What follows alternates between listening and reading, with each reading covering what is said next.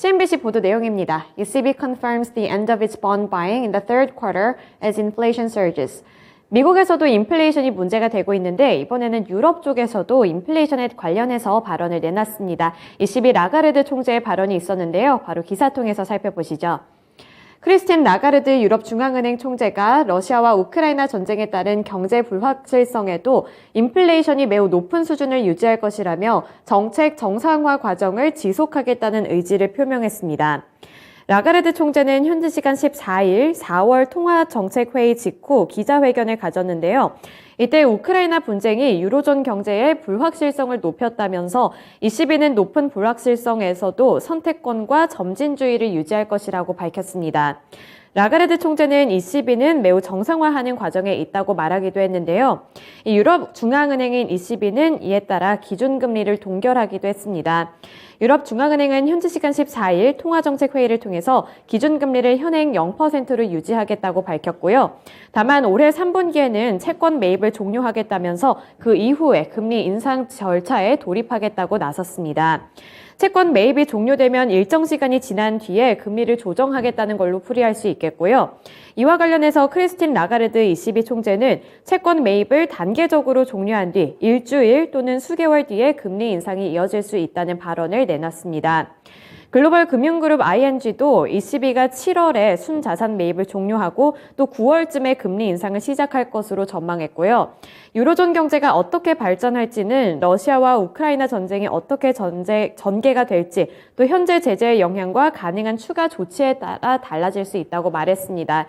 여기서 관건은 유럽이 계속해서 타격을 받고 있는 우크라이나 전쟁이 될 것 같은데요. 이러한 부분이 아무래도 이 경제적인 타격을 많이 미치고 있다 보니까 그런 부분에 따라서 앞으로의 행보가 결정될 것으로 보입니다.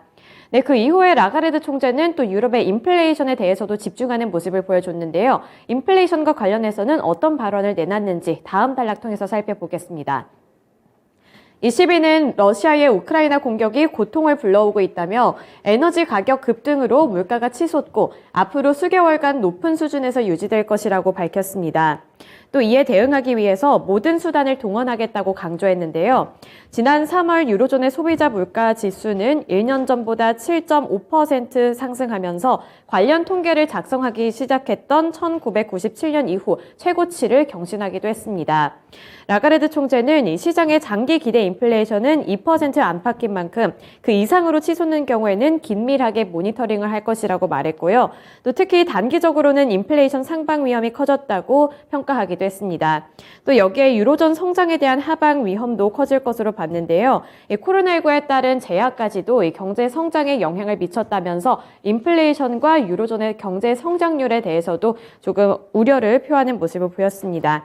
마지막으로 러시아의 에너지에 대한 갑작스러운 보이콧은 유로존 경제에 상당한 타격을 입힐 수 있다면서 이러한 부분에서도 조금은 조심스러운 스탠스를 내비쳤습니다.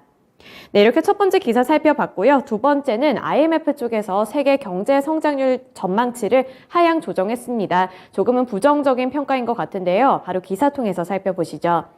로이터 통신 보도 내용입니다. Global growth hit by Ukraine war, IMF's George Georgieva says, warning a very dangerous time.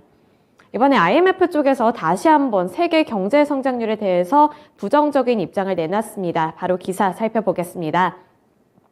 크리스탈리나 게오르기에바 국제통화기금 IMF 총재는 현재 시간 14일 우크라이나 전쟁 등 영향으로 인해서 올해와 내년에는 세계 경제 성장률 하향을 조정할 방침임을 밝혔습니다. 이 IMF는 앞서 지난 1월에 이 세계 경제 성장률 전망치를 4.4%로 발표한 바 있는데요. 이는 직전인 지난해 10월의 전망보다 0.5% 하향 조정한 수치였습니다. 그러면서 이번 내주에 예정된 IMF와 세계은행 춘계총회에서 세계 경제의 86%를 차지하는 143개 국가의 경제 전망을 하향 조정할 것이라고 예상했는데요. 다만 대부분의 나라가 플러스 성장은 유지할 것이라는 이런 긍정적인 여지까지도 남겨뒀습니다. 이 위기 중에 위기에 직면하고 있지만 경제적 관점에서 성장은 하락세고 인플레이션은 상승하고 있다면서 이런 부분들은 문제점으로 짚었지만 대부분의 국가들은 그래도 예전에 비해서는 플러스 성장세를 나타낼 것이라는 긍정적인 전망까지 함께 제시해줬습니다. 하지만 이렇게 조금은 아쉬운 전망을 내놓은 원인은 어떤 것에 있었을까요? 바로 그 원인도 기사에서 살펴보겠습니다. 오미크론 유행과 공급망 교란, 인플레이션 등의 부정적인 효과가 반영됐습니다. 게오르기에바 총재는 러시아의 우크라이나 침공이 세계 경제에 충격파를 던지고 있으며 코로나19 국면에서 회복하기 위해 고군분투하는 나라들의 막대한 차질을 남기고 있다고 말했습니다.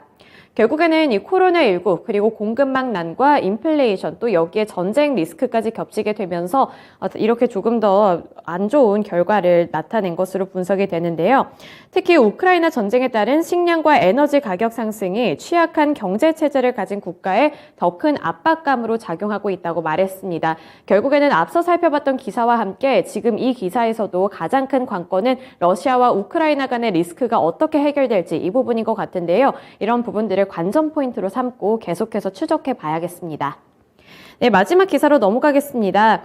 최근에 일론 머스크 CEO가 계속해서 이런 좀 시장의 발언을 내놓고 있는데요. 영향력을 행사하고 있습니다. 이번에 트위터와 관련해서 새로운 소식이 업데이트 됐는데요. 기사 통해서 확인해 보겠습니다. 기사 살펴보시면 일론 머스크는 트위터와 관련한 발언을 내놨습니다. 이번에 트위터를 인수하겠다고 밝혔는데요. 머스크는 미국 증권거래위원회에 제출한 서류에서 트위터를 상대로 적대적 인수합병에 착수하겠다며 1주당 54.2달러, 총 430억 달러를 제시할 예정이라고 밝혔습니다. 이 머스크는 트위터에 보낸 제안서에서 트위터가 표현의 자유를 위한 플랫폼이 될 가능성을 믿고 투자하겠다고 밝혔는데요. 그러면서 다만 현재 형태로는 사회적 요구에 부응하지 못할 것이라며 트위터는 비상장사로 바뀔 필요성이 있다고 말했습니다. 이에 트위터는 머스크의 인수 제안 내용을 받았다며 그의 제안을 받아들이는 것과 계속 상장사로 남는 것 중에 어떤 것이 주주이익에 좋을지 결정할 것이라고 나섰는데요. 한편 업계에서는 이 머스크가 제시한 지분 매입 조건이 충분하지 않다는 지적을 내놨습니다. 트위터가 어떤 결정을 내릴지 그리고 일론 머스크는 또 어떤 결정을 함께 할지 이런 부분들도 관전 포인트로 삼고 지켜보시길 바랍니다. 네, 이렇게 세 가지 주요 외신 뉴스들 저와 함께 했습니다. 지금까지 글로벌 외신센터였습니다.